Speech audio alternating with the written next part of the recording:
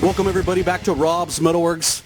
We are about to embark on a very special evening, one that we've been waiting for quite some time. We have a special band, one of the most revered underground bands across the country here this evening, a band that has a special place in my heart, as you may know. The band from Alabama called Cancerslug is here. I have Jocelyn, Mike, Cass, and the man Alex Story. Welcome, all of you, to the program. It's great to have you. Oh yeah, it's good to be here. Thanks for having us. Yes, awesome being in town again. A little bit, you're here in the house. Wow, cool. Okay, so there's going to be people out there, just like me last year, maybe who, unbeknownst to them, are unaware of Cancerslug. And I think, Alex, the fact that you now sing for the Doyle Band has really opened a lot of doors for Cancerslug. So for those people out there who are not familiar with the band, talk a little bit briefly about the history of Cancerslug, because it's a long, lengthy history. Oh yeah, we've been going since about '99, and we got about 400 songs under the belt. And yeah, it's like I used to just put up all my demos online for free, and it started spreading around, and we got this kind of like little following, and so then we started taking it out, and we've been through a few lineups, but now we got, like, I think the definitive Cancerslug lineup with this one, and we're gonna keep it going for a little bit. Yeah. We'll talk about Rootwork, your latest CD, here in a little bit. Do you know off the top of your head, is Rootwork, what number CD is that for the band? It's hard to say because the type of band it is. I mean, we had like so many like albums that were just like, you know, I would give away just as MP3s online, or like, you know, then years later somebody would be like, I wish I had a physical copy of that, so we'd print up some physical copies, or do like different pressings of them and stuff. And then we've re-recorded stuff a dozen times, so it's kind of hard to tell. Like, as far as like studio albums, we have about maybe 8, but like a lot of the people like that are the hardcore Cancerslug fans, they prefer like the home demos and the more raw stuff. Yeah. And that's why for every studio album we did, like we just did a studio album called Seasons of Sickness, then we always do like a raw, dirty home demo, like that's what Rootwork is. It's like just to kind of like balance the two. I think it shows both sides of the band. I was going to ask you about that. Thanks for sharing. I swear I was going to ask you about that, because definitely when you listen to Rootwork and then you listen to Seasons of Sickness, definitely a little difference in the production. To me, Seasons is a little bit more happy-go-lucky, and Rootworks is pretty wicked, man, and you know, spooky, and you know, there's some riffage in there that's dark and deadly. Why has that become the repertoire for what you're doing musically? Because you know, a lot of times, you know, I said earlier, one of the most revered underground bands, and underground bands don't want to be nice and shiny. Yeah. Well, it's like, to me, I don't know. Well, Cancerslug, I never want to limit it. It's like we've never been one kind of band, and from song to song, like, I mean, you pull, you know, 3 or 4 different songs out, and they don't even sound remotely like the same band sometimes. And like the albums are totally different. Like for every, you know, like Horror, that's a studio album, we would do like, you know, a dirty, like In the Dumpster Behind the Clinic. For every Alabama Bloodbath, we do Solace. Or for every, you know, Beast Two Backs, we do Curse Arcanum. And then like I said, Seasons, we do an album like Rootwork, and to me, it just shows different dynamics of the band, because there's elements you can get in those raw home recordings, like that are just more real and more raw. And when you go into the studio, it's like everything, you know, sounds cleaner. And some people, it's like they can only listen to it if it's that clean, polished kind of version. Right. It's like some people associate recording quality with musicianship or with writing, and so you want to put out some of those for just, you know, the average, you know, casual listener. But to me, there's elements you get in those home recordings where it's just like when you have complete control of the sound and you're not held to any kind of rules of recording or anything. It's like, because I like first takes. I like, you know, my voice will crack on something or something, and I'll leave it just because it feels real. You know, it's like some people go in and they'll re-record the same riff 100 times till they get it just perfect, right. or they'll cut and paste, you know, drum parts or this or that till everything's perfect. It's like, I like the rawness of just like, you know, it's like I want it to feel like we're a live band, and it's like Cancerslug's all about the live show and live music, and I want the album to feel like a raw home recording. But at the same time, I don't want to just come off like a cheapskate that's only doing raw home recordings. So we throw in the studio albums too. Well, I mean, to me, I knew that you knew you could tell the difference. I mean, so I said there has to be something behind it. To me, when I identified with that, I said, it's just, this dude's just the integrity of who he is, and then the fact that he's proud to be from the underground, and the fact that he likes spontaneity makes it so great. So yeah, I can appreciate everything you're saying and relate to it. I mean, I grew up on like a lot of bands that didn't have money to get these big studio polished records, especially back in like the 80s and stuff. You would get these really raw albums, but they had like there was a passion and a spirit to those, like an atmosphere, and like, so I like to go in and still do albums like that, like when we can. Just sometimes we do like basically like a demo version of an album and a studio version of the same album, just to see the different sides of that that soundscape, and I think it shows. Like, I don't know, you got to challenge yourself as a band, especially when you've been around for a while. It's like, to keep it feeling new and everything, you got to figure out a way to challenge yourself. And doing a home recording is very challenging when you're doing everything yourself and you're trying to make it listenable. It's like, I have several favorite tracks. I mean, Anathema is one of my favorite tracks. Root Work. I love How We Die Inside. And then I lately came to really enjoy Rape Train. Lots of great songs on the CD. So all you people out there who don't yet have Root Work, go out there to iTunes and download it right now. Go out to a show if you want a copy with Satan's hard dick solid on it, get one. Definitely a great CD to have in the collection. I dig it a lot, man. So I know this man has been with you for a long time. I know you guys go way back to the high school days. So Mike, what's this ride been like for you, man? Going on 10 years, be 10 years next year, 2016. Wow. I've been with him for 10 years. I mean, me and him grew up together. Mm-hmm. Same scene, same kind of music. But you're from Decatur? He's from Decatur. Oh, okay. I'm from Huntsville, but in Huntsville, you had shows and pretty much at the Armory back then. In like the late 80s, so, and me and him grew up on the same shit, and ran into him at a bar one night. He hit me up. We just went with it, so I've been playing with him since 2006. Oh, yeah. And hell, it's been going good. Still here, still doing it. Sweet. I'm a big fan of your drumming, man. Thank you. Yeah, I think you're an excellent drummer. Appreciate that. You mentioned earlier, and I've read some quotes from the band that this is a new era for Cancerslug, and I think this little lady has a lot to do with it, because you had some guitarists in the past, and it seems now that Jocelyn has come into the lineup, and I know you guys had to make a decision because lots of people wanted to join the band. Why'd you why'd you choose Jocelyn? What'd she bring into this lineup? Well, it's like, on the old recordings and stuff, it's like I always would play guitar on them, even if I had a guitarist I was working with at the time. It's like I started out as a guitarist, and when I started Cancerslug, I was actually looking for a singer to sing the songs I was writing, but I just couldn't find anybody to sing them the way that I wanted them sung, so I ended up having to do it myself. But like, I was always a guitarist first and foremost, and so like, it was really hard. As a guitarist, I'm picky about how the guitar is done for this band and everything, so it has to be the right person, and it has to be done the right way. And it's like, a lot of times, like with people I've used before, like Kyle, or it's like, I like to take people that don't really even know how to play guitar and like just kind of start from scratch, and then I can show them my way, because I mean, I was self-taught and everything, so I have like my own way of tuning, my own way of doing certain things, but it gets a certain sound and quality that I like in Cancerslug. And so we were trying out a bunch of different girls, because I had this idea for the kind of girl front line, and nobody was really working out, and nobody was really like bringing to the table what we wanted, and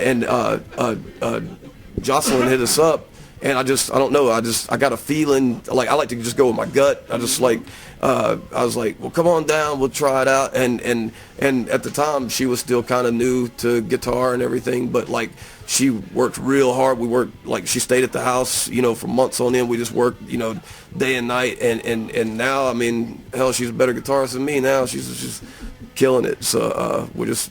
I mean, like I said, we got 400 songs. So she's just steady learning songs right now. In that first practice with her, I was like, Yeah. she's gonna work out. She's gonna work out. She's gonna. Sweet. We're talking. It's like, yeah, she'll work out. Well, I think at the heart of it all, too, I mean, really, it's not just like, hey, you can have the fucking Steve Vai playing for you, but, you know, if there's no vibe or chemistry or, like, then, hey, we're united, you know, she really fit the puzzle. Yeah, she came in and meshed with all of us three. So, I mean, we're hard to mesh with. Yeah. No, not you, Mike. Not Alex.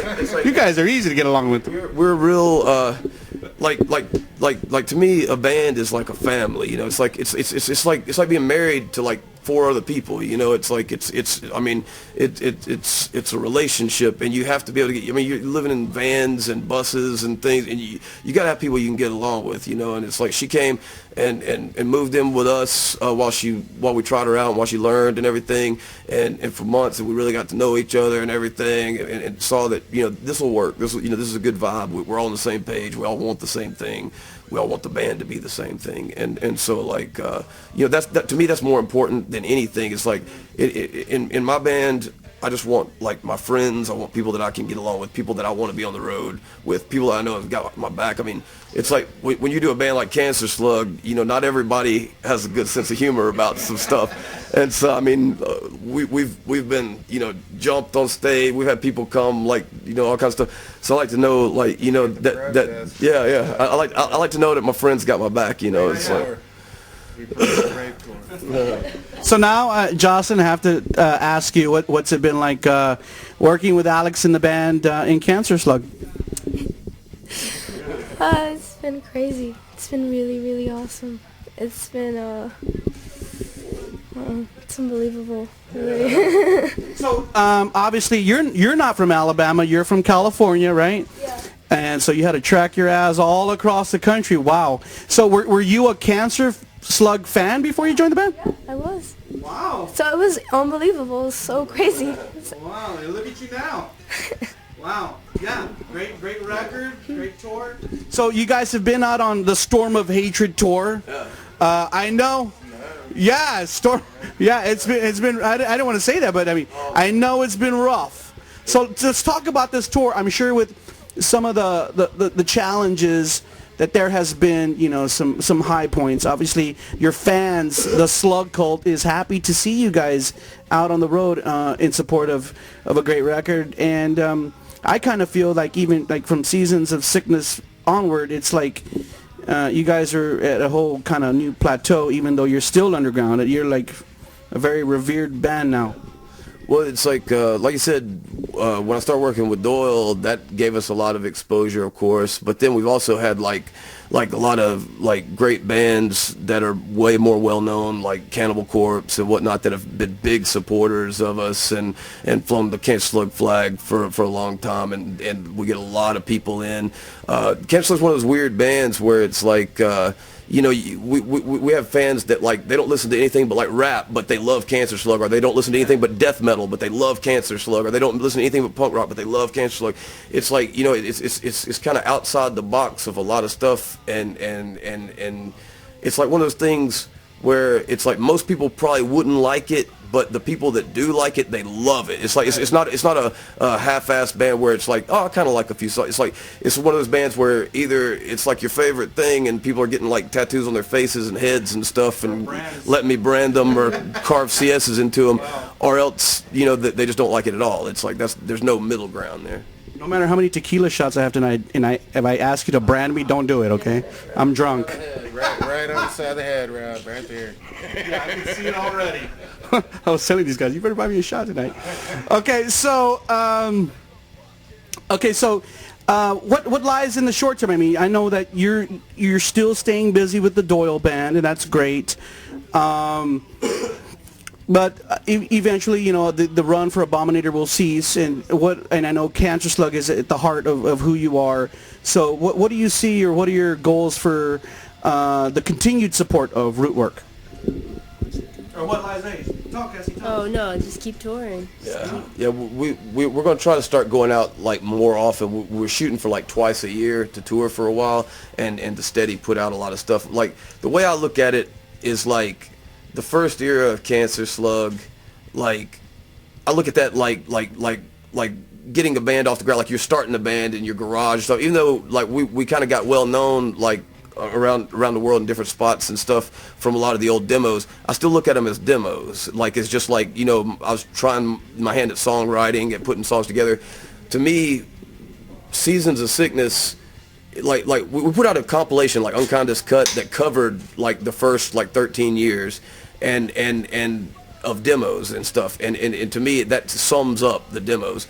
But like Seasons to me started officially like Cancerslug as a professional serious band, and in the last 2 years it's like that's what I've done for a living is Cancerslug, and to me we're like once we got Jocelyn it was like the final piece of the puzzle, and now we're ready to start doing Cancerslug on a bigger scale. We're wanting to do tours like not just in the US but overseas and different things, and we're getting asked for some festivals and stuff, and we're just starting to like really like let things happen. I grew up all with this fucked up punk rock mentality to where it's like you didn't want any kind of success or any kind of like, it was almost like self-sabotage, like we would turn down offers from labels and different things and just like fuck shit up, and like, you know, we were just known for just being just like assholes across the board, which we are, but I mean, but it's like at a point it's like we're just like, you know,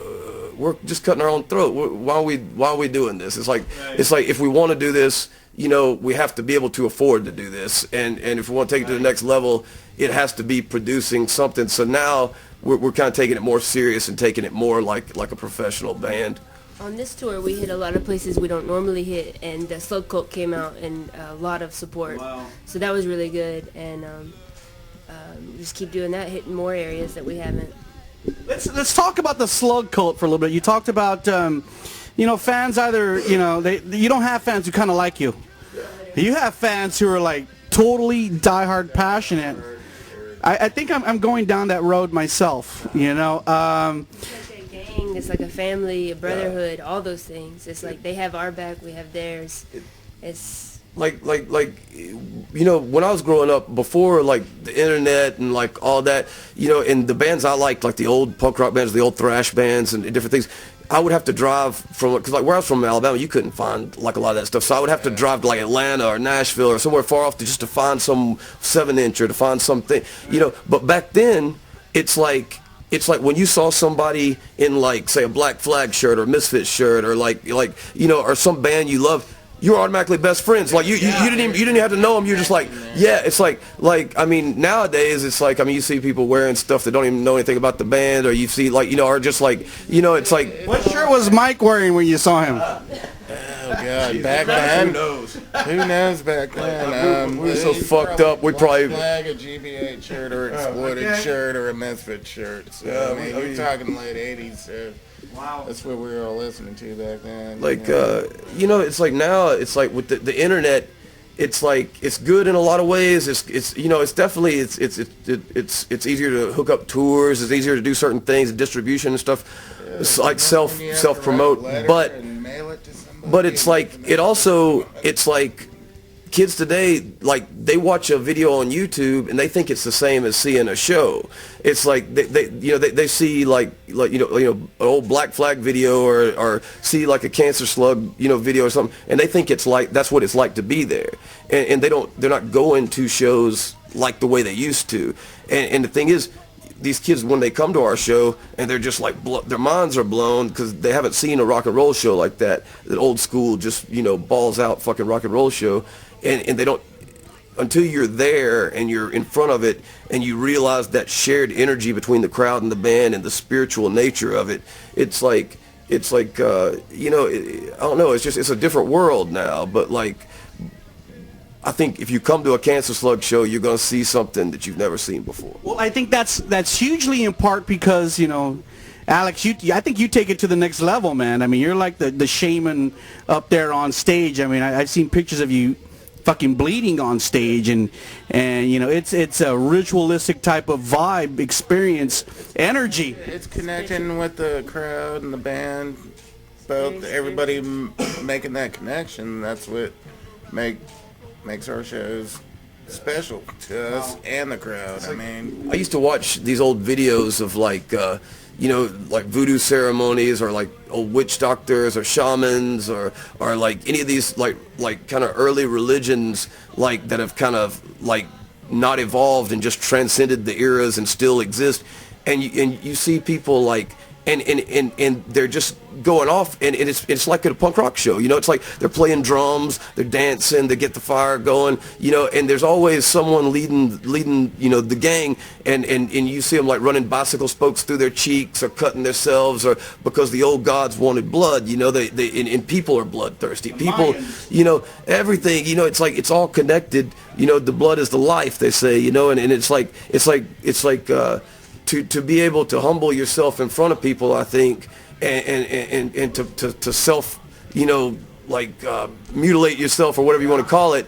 It's like it still has that effect. It's like blood in the water to sharks. It's like you get the crowd riled up. They start feeling things that sometimes they don't even know that was in them. And you know, anything I can do to connect to the crowd, or to get the crowd more into it, and to make it a more spiritual event, then I'm going to do it. You know, it's like there's a method to the madness. It's like I don't ever plan a show out. We don't even write a set list. We have so many songs.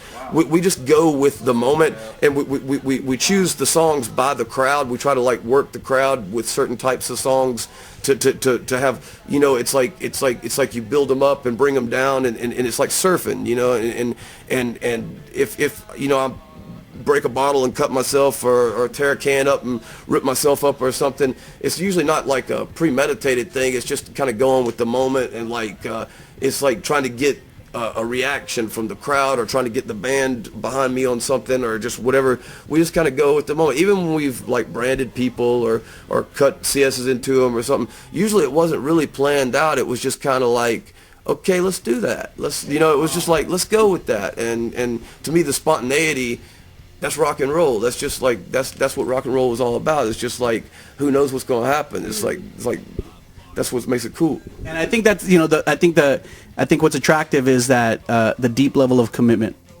Okay, people can like, this dude's just like bearing his soul, and there's no lying in that. Beautiful, beautiful. That's why we love Cancerslug. Okay, so you mentioned videos earlier. You did a video for the first single off of Seasons of Sickness. Girls chained up in the basement making babies to kill.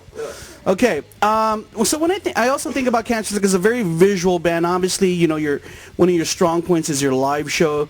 So I have to ask, do you want to do like another really production video for something off Rootwork? Absolutely. And if so, which track would you do? We've talked about it. We've got a couple of ideas.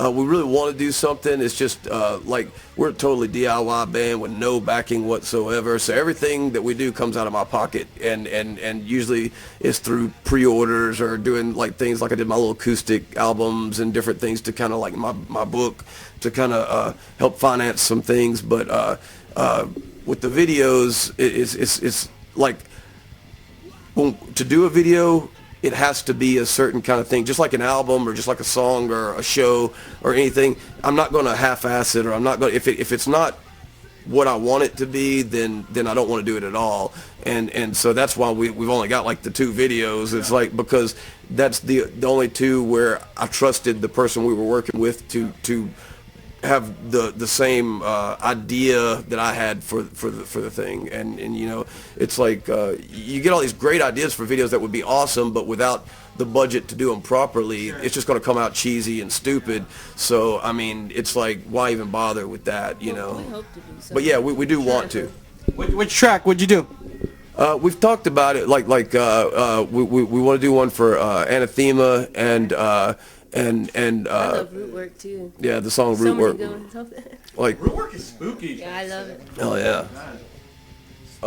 We talked about yeah, fucking Born to Death. Mike wants to do real bad, and it's like I had a really funny idea for a video for the song Junkie, but it's like that one may actually come to fruition just because it's that would be the video. it'll be special. Are you gonna be the star in that video? We are every Oh man, yeah, Are you gonna portray the junkie? We got a bunch of stars back now. Of course. we star in that video every day. Yeah. Yeah, I know that. Okay, guys, as we end out the end of this interview, it's pretty obvious to a lot of the Slug cult and new fans of the band that, there seems to be a common thread, and I want to ask this question because, myself, being a long-time Misfits Danzig fan, that he has influenced you and people in this band, and, I've had the opportunity to interview Glenn many, many times, and thank God, he's always been very, very, very, very cool with me and the crew. And there's something about artists like that just inspire, because again, being one of those people who really didn't care for the pop culture and was true to his roots and the integrity of the underground, but yet still surfaced to rise above the underground. With commercial success. Share with me a little bit about your thoughts on Glenn. What does Glenn Danzig mean to you? I mean, how do you feel even now with the success that you're having, that he still maybe runs through your mind every once in a while? Oh yeah, I grew up on Misfits and Sam Hain being my favorite bands growing up, and so that naturally there's gonna be that influence. I mean, he's one of my favorite artists. It's like, and I've told him this. It's like working with Doyle. We've gotten to tour with him and different things. And I mean, him and his crew have always been awesome and just like all great people. I mean, that's one of our prime influences for sure. And it's like I've always gotten with people that don't really dig into how much different types of songs and things we do, I always get like you're just a Misfits ripoff or a Danzig ripoff or this or that, but, it's like they used to give Glenn that shit with, he's a Jim Morrison or Elvis ripoff or this or that, it's like, your inspiration's there, it's going to be there. I mean, it's like most of those people are just unfamiliar with all the other bands that are influencing Cancerslug, like Dwarves and Fear and like all these others that are also Cramps readily visible in the influences, but totally we were just listening to their new album, That's been steady rotation. Hell yeah. I mean, we love all kinds of music, and there's so I couldn't say that we do any one type of thing.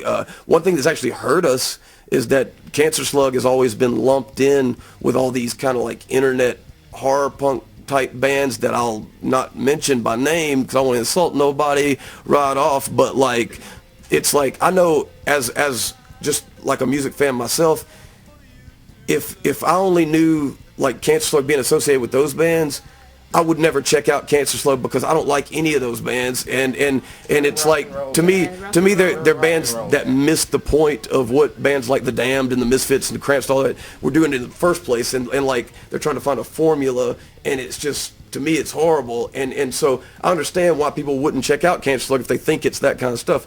But we're just a traditional, punk rock and roll band. We try to groove, put a lot of different sounds together. We got influences from metal to fucking blues to fucking, all kinds of shit.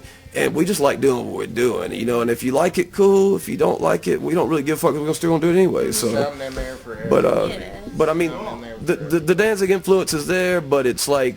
There ain't a band around it's like Danzig that's playing. I don't. Yeah, I mean, if you're doing dark music about dark shit and fucking it's like, and then I got a low voice. Evil Elvis. Yeah, I got a low voice and a hairy chest, so it's like, what the fuck, I can't win. You white, you Danzig. Yeah, you white, you Danzig. And you look good in leather. I mean, fuck, we can't beat that. Okay, guys. Thank you so much for this great conversation. Alex, again, thank you, sir, for making the show happen for all the people in South Texas tonight. Thank you for opening up your thoughts in this interview. As we end out, anyone, Jocelyn, any last thoughts that you might want to share with people out there? Let's see. Dreams come true. Dreams come true. Yeah, dreams come true. Mike, any last words? Thanks for having us. We're gonna have fun tonight. We're gonna hang out, drink lots of beer, and we'll see you guys next time. Cool, and man. Thanks for having us. Cass, you guys. Pneumonia sucks. Toward and Blizzard. Toward and Blizzard sucks. Okay. Keep it DIY. Fuck it. Hell yeah. Yeah. And my Christian name, Dick Solid. These are the world famous Ratchettes, Mr. Dick Fontaine on the drums. And we're the Fabulous Dick Brothers from Huntsville, Alabama. And you know, it's like, you should buy all the Cancerslug stuff, because then I would have your money, and in my opinion, that would be better. And women and dope forever. Let's do it. Yeah. Absolutely. It's all vile here tonight. What did I tell you, people? Special night with Cancerslug. This interview will go down in history. Hopefully, we will do it again and again, because we love Cancerslug here at the program. Remember, everybody out there, the brand new was called Root Work. Go out to iTunes and buy it right now. You saw the band only right here on Rob's MetalWorks.